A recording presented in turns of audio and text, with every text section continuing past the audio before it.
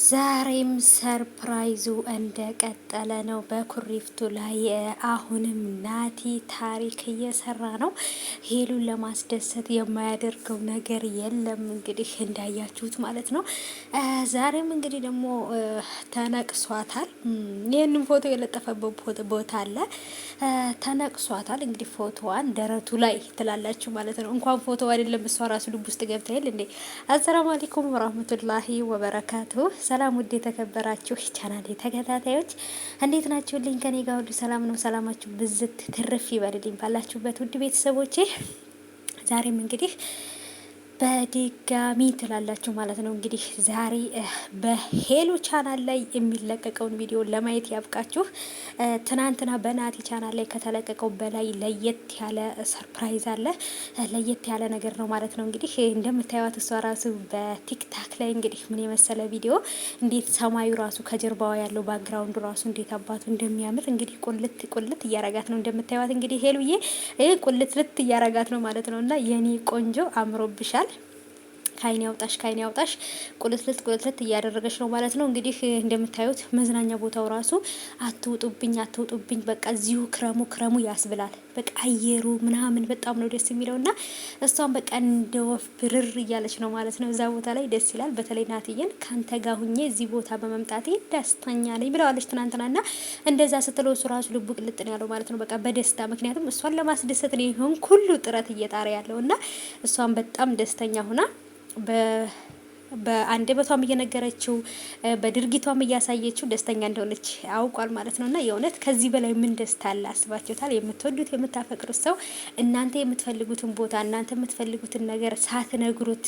ካወቀ ያ ሰው እውነትም ለእናንተ አፍቃሪ ብቻ ሳይሆን ከዛም በላይ ነው ማለት ይቻላልና ናቲም እንግዲህ ሄሉን ለማስደሰት ከምንም እና ከማንም በላይ ለሄሉ ምርጫዋ የሆነ ሰው ነው። ከዚህ በፊት ሌሎችም ሰዎች ወይም ሌሎችም ወንዶች በህይወቷ መጥተው ሂደዋል። ግን ደግሞ እንደ ናቲ ግን የከረሙ እንደ ናቲ ግን የተቆጣጠሯት እንደ ናቲ ግን የዋሉ ያደሩ የሉም።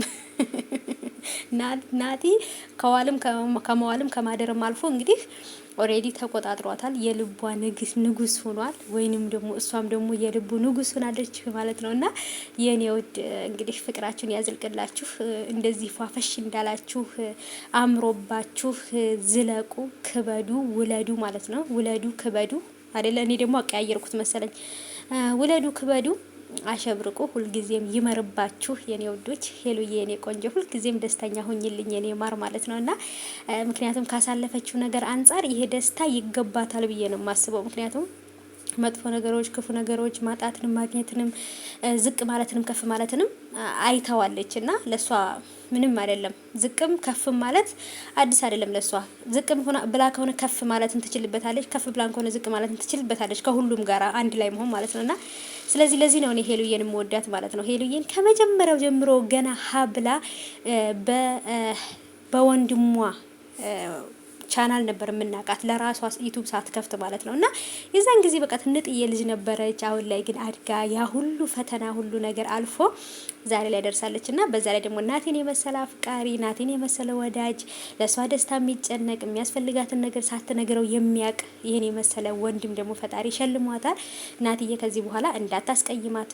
እኔ ሄሉን ካስቀየምካት ከኔ ጋር የምትጣላው።